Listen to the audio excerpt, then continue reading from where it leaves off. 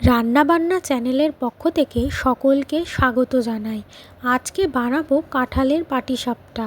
বাড়িতে এত পরিমাণ কাঁঠাল গাছ আর তেমনি কাঁঠালও হয়েছে, তাই ভাবলাম আজকে একটা নতুন রেসিপি বানাই আর রেসিপিটি কিভাবে বানাচ্ছি সেটাও আপনাদের সাথে শেয়ার করি।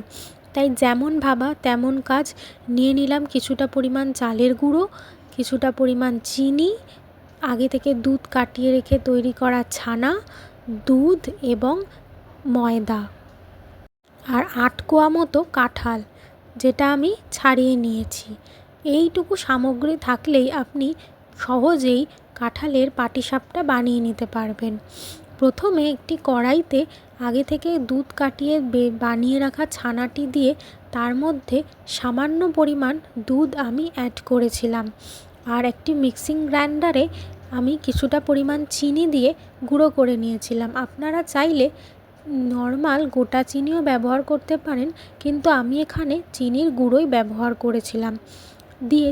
চিনি দিয়ে খুব ভালোভাবে এটাকে মিক্স করে নিয়েছিলাম। তারপর কাঁঠালের দানাগুলোকে ছাড়িয়ে নিয়ে মিক্সিং গ্রাইন্ডারে আমি কাঁঠালেরও একটি পেস্ট তৈরি করে নিয়েছি। সেই পেস্টটাও এখানে অ্যাড করে দিয়েছি, দিয়ে খুব ভালোভাবে এটাকে রেডি করে নিয়েছি। ভেতরের পুরটা একটু শক্ত টাইপের হলেই ভালো লাগবে, খুব বেশি নরম ভালো লাগবে না। আর আরেক দিকে আমি একটি বাটির মধ্যে কিছুটা পরিমাণ দুধ নিয়ে নিয়েছিলাম আর তার মধ্যে দিয়ে দিচ্ছি 3 টেবিল স্পুন চামচ মতো চালের গুঁড়ো, আর তার মধ্যে দিয়ে দেবো সেই বানিয়ে রাখা কাঁঠালের পেস্টটি, দিয়ে খুব ভালোভাবে মিক্স করে নেব।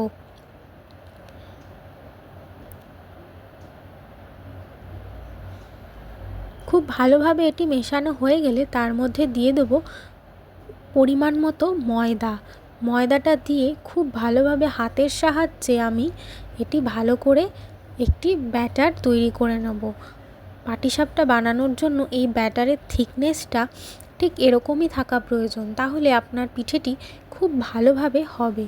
আর সামান্য পরিমাণ নুন দিতে ভুলবেন না, তাহলে মিষ্টিটা আরও খুব কড়া হয়।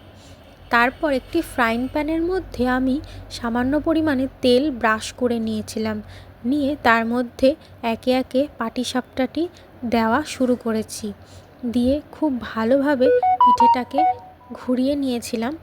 তার মধ্যে বানিয়ে রাখা ওই ছানার পুরটি দিয়ে খুব সুন্দরভাবে রোল করে নিচ্ছি। দেখুন,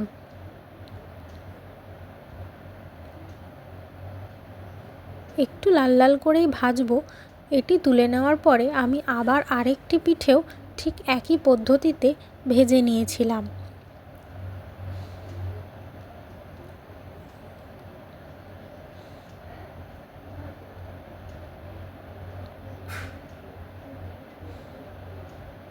দেখুন, পিঠের কালারটিও কি সুন্দর হলুদ হয়েছে, একদম পুরো কাঁঠালের পিঠেতে তৈরি হয়েছে সেটি পুরো বোঝা যাচ্ছে এর রং দেখে।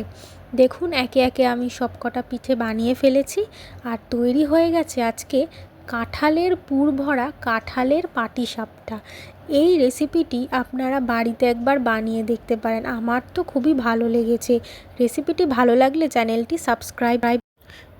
সাবস্ক্রাইব করে দেবেন আর লাইক এবং শেয়ার করতে ভুলবেন না।